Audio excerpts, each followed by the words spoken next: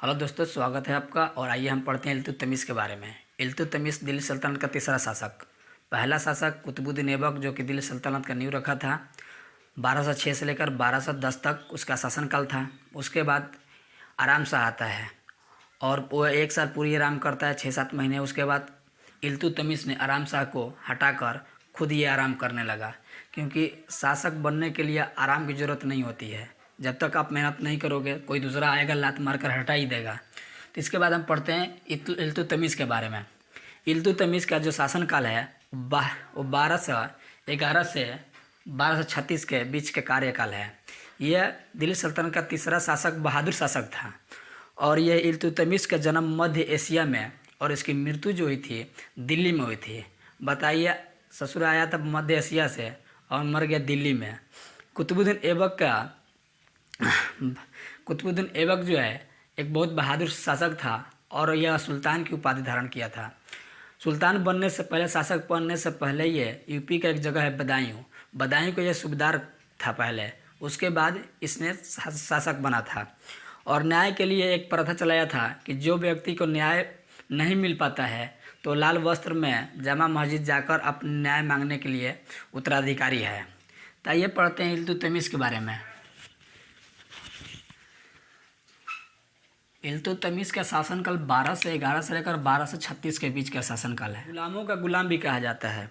इसे गुलामों का गुलाम कहने का कारण यह था कि मोहम्मद गौरी का गुलाम कुतुबुद्दीन ऐबक और कुतुबुद्दीन ऐबक का गुलाम इल्तुतमिश। इस वजह से गुलामों का गुलाम कहा जाता है इल्तुतमिश को। क्वेश्चन भी पूछता है कि कौन सा शासक गुलामों का गुलाम कहा जाता है, तो कहा जाता है इल्तुतमिश।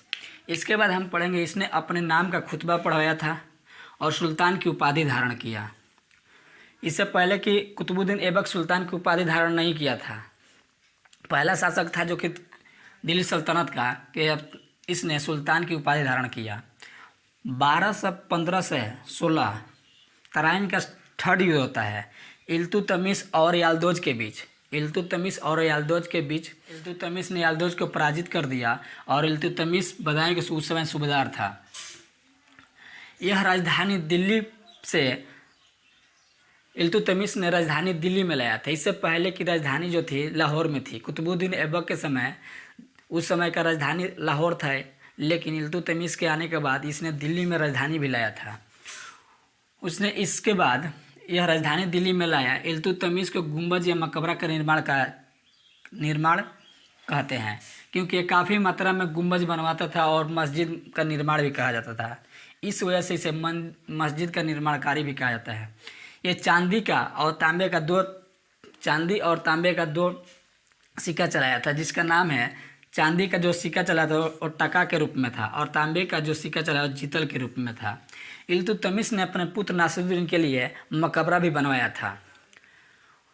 उसके बाद इल्तुतमिश न्याय मांगने के लिए लाल वस्त्र में पहनकर परंपरा एक बनाया था कि लाल वस्त्र में अगर कोई भी महिला या पुरुष जाकर कहीं जामा मस्जिद के सामने खड़ा हो जाए तो उसको लोग समझ जाएंगे कि ये न्याय मांगने के लिए आया है। एक प्रथा चलाया था। उसके बाद इल्तुतमिश जो था, वेतन, जो उस समय घोड़ा चलाने वाले थे या जितने भी योद्धा थे, तो इल्तुतमिश के समय वेतन के रूप में इसने भूमि देना चालू किया। उससे पहले कि वेतन के रूप में अलग अलग चीज़ें दी जाती थी, कहीं भूमि दी जाती थी, कहीं पैसा दी जाती थी, कहीं घोड़े का दागा भी जाता था। तो इसने भूमि देना चालू किया और जिससे एकता व्यवस्था कहते हैं। इसने 40 तुर्क सरदारों का, एक तुर्क सरदार थे, 40 तुर्क सरदारों का इसने एक मंत्रिमंडल बनाया था। इसने 40 तुर्क सरदारों का एक मंत्रिमंडल या परिषद बनवाया था, जिसे चालीसा दल कहते हैं। क्वेश्चन भी पूछता है कि चालीसा दल किस शासन ने बनवाया था, तो इल्तुतमिश ने बनवाया था। इसके बाद बात की जाए तो इल्तुतमिश के समय जियाउद्दीन मांगबरनी का पीछा करते हुए चंगेज खां दिल्ली तक आया। चंगेज खां बहुत ताकतवर शासक था उस समय।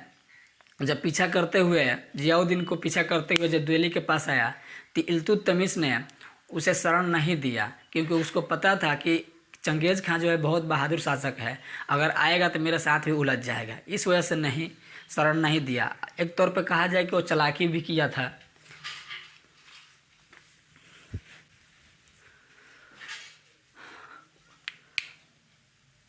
उसके बाद लेकिन इल्तुतमिश ने इसे शरण नहीं दिया। इल्तुतमिश शुद्ध इस्लामिक पद्धति का संस्थापक था।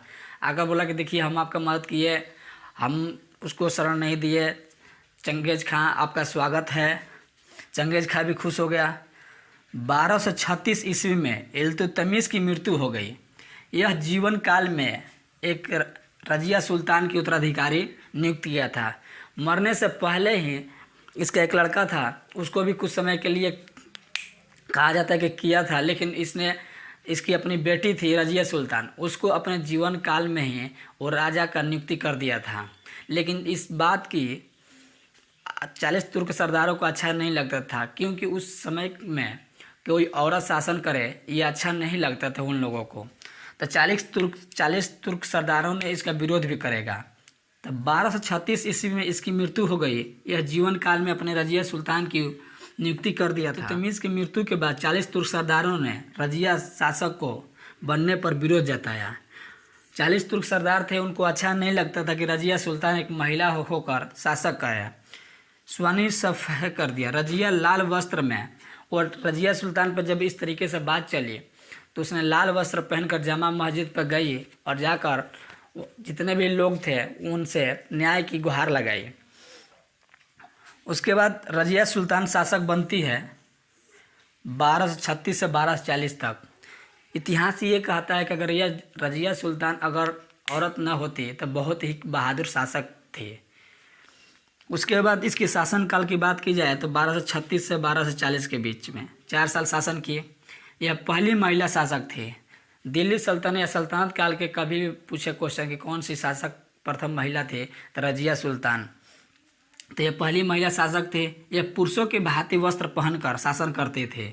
40 तुर्क सरदारों ने अपनी आपत्ति जताया, उनको पसंद नहीं था कि कोई औरत पुरुषों को वस्त्र पहनकर धारण कर शासन करे।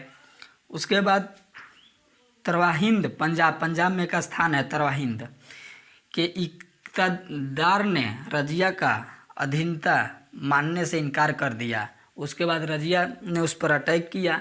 ये पढ़ने के बाद जो नेक्स्ट वीडियो आएगा वो रजिया सुल्तान के बारे में आएगा। रजिया सुल्तान का थोड़ा सा इंट्रोडक्शन मैं दिया था।